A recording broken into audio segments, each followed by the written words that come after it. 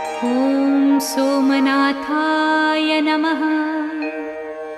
ॐ मल्लिकार्जुनाय नमः। ॐ महाकालेश्वराय नमः। ॐ ओंकारेश्वराय नमः।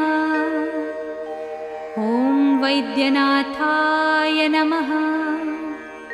ॐ भीमशङ्कराय नमः।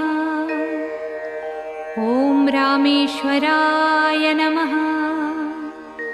ॐ नागेश्वराय नमः। ॐ विश्वेश्वराय नमः।